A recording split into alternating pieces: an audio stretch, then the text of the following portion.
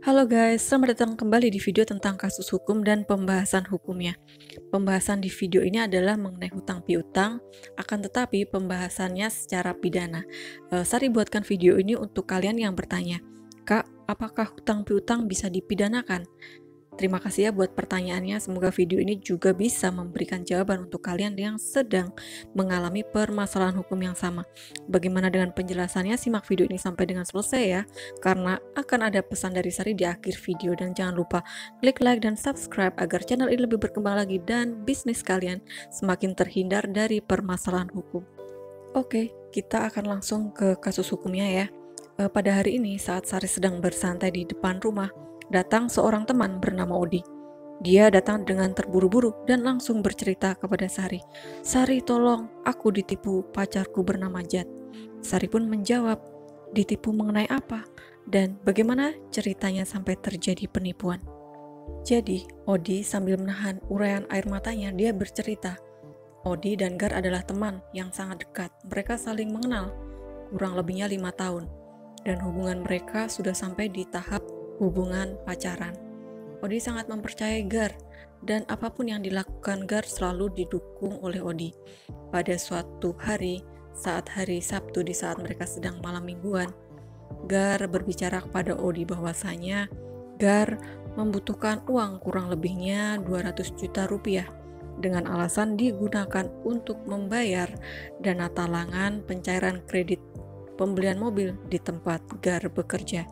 Lalu karena Odi sangat percaya kepada Gar, selanjutnya Odi menyerahkan uang yang selama ini dia tabung untuk diserahkan kepada Gar.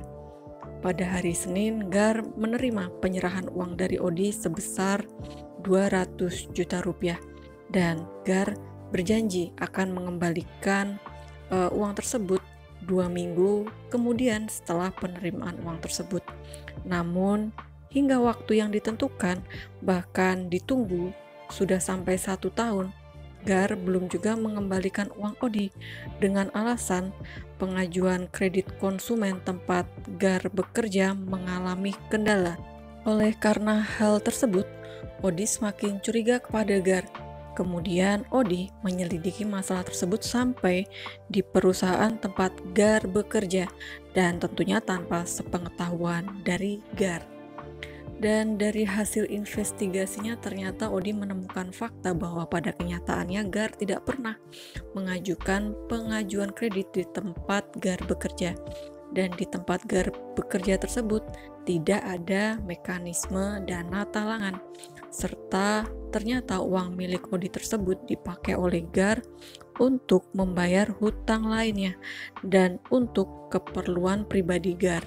Nah, seperti itu ya guys, kurang lebihnya cerita hukum yang sudah Sari sederhanakan, dan semoga tidak terjadi pada kehidupan kalian. Oke, selanjutnya kita akan masuk ke pembahasan hukum pidana. Nah, berdasarkan pada fakta-fakta hukum yang telah Sari ceritakan, maka sebagaimana diatur pada pasal 378 Kitab Undang-Undang Hukum Pidana, bunyinya adalah sebagai berikut.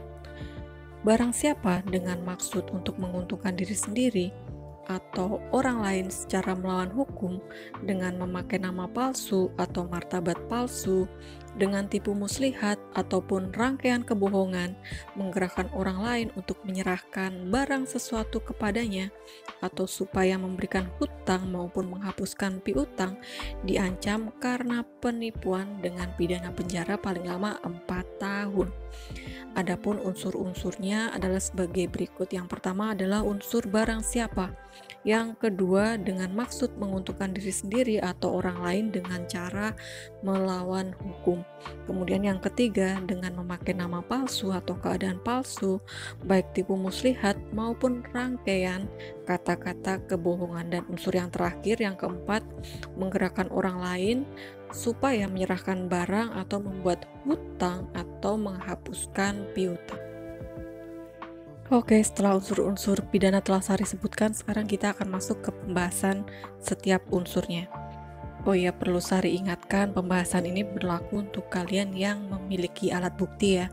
Kalau kalian tidak punya alat bukti, langsung di skip aja video ini karena pembahasan hukumnya pun juga akan berbeda. Kenapa berbeda? Nah, untuk jawabannya ada di akhir video. Oke, kita akan langsung ke unsur pidana yang pertama, yaitu unsur barang siapa. Unsur ini menunjuk kepada subjek hukum manusia yang memiliki hak dan kewajiban. Kalau dalam hal di video ini adalah GAR, di mana dia telah meminjam uang, akan tetapi tidak dikembalikan, dan atas perbuatan yang dia lakukan dapat dimintai pertanggungjawaban pidana. Kemudian unsur yang kedua, yaitu dengan maksud menguntungkan diri sendiri atau orang lain dengan cara melawan hukum. Nah, pada unsur kedua pada video ini, keuntungan yang dimaksud adalah keuntungan secara material ya, dan harus bisa dibuktikan. Jika dikaitkan dengan video ini, maka keuntungan tersebut didapat dengan cara bertentangan dengan hak, di mana secara fakta yang terjadi pada cerita ini, GAR telah menikmati keuntungan hasil meminjam uang dari Odi yang didapat dengan cara yang bertentangan dengan aturan. Selanjutnya mengenai unsur pidana yang ketiga, yaitu dengan memakai nama palsu atau keadaan palsu baik tipu muslihat maupun rangkaian kata-kata bohong. Bahwa sesuai dengan fakta hukum yang terungkap, ketika GAR meminjam uang dari Odi saat itu, GAR mengatakan bahwa uang tersebut akan digunakan sebagai uang talangan untuk membeli mobil, dan GAR berjanji akan mengembalikan pinjaman sebesar 200 juta tersebut dalam waktu 2 minggu. Akan tetapi sesuai dengan fakta yang sebenarnya dari awal, memang tidak ada konsumen yang akan membeli mobil, dan uang pinjaman sebesar 200 juta rupiah tersebut digunakan oleh GAR untuk membayar hutang-hutang GAR dan untuk keperluan pribadi GAR, seperti itu. Yang terakhir, unsur keempat, yaitu unsur membujuk orang supaya memberikan suatu barang atau membuat hutang atau menghapuskan piutang. Nah, pada unsur yang keempat ini, dalam perbuatan membujuk orang, di dalamnya memuat mengenai hubungan kausal antara pembujuk dengan korban. Nah, jika dikaitkan dengan video ini, Odi sebagai korban telah tergerak sedemikian rupa sehingga Odi sebagai korban menyerahkan barangnya. Nah, seperti itu ya guys, kurang lebihnya kasus hukum dan pembahasannya. Sari ada pertanyaan buat kalian. Pertanyaan ini juga merupakan saran untuk kalian ya. Begini pertanyaannya, jika uang kalian dengan nominal yang besar dipinjam oleh seseorang, apakah kalian akan membuatkan tanda terima penyerahan uang? Atau mungkin membuat perjanjian hutang piutang? Nah, begitu pertanyaannya. Mungkin banyak dari kalian para pebisnis akan menjawab, kelamaan, terlalu ribet, harus buat perjanjian, harus nulis kwitansi penyerahan, terlalu lama. Oke, jawaban tersebut sering Sari dengar dari teman-teman Sari ya. Bahkan ada teman-teman Sari yang menjawab, terlalu banyak teori Sari. Dalam bisnis yang penting uang cepat berputar, yang penting cuan-cuan dan cuan, gak perlulah yang kayak begitu. Oke, mungkin jawaban tersebut benar untuk beberapa di antara kalian yang tidak mengalami permasalahan hukum, sebagaimana yang dicontohkan.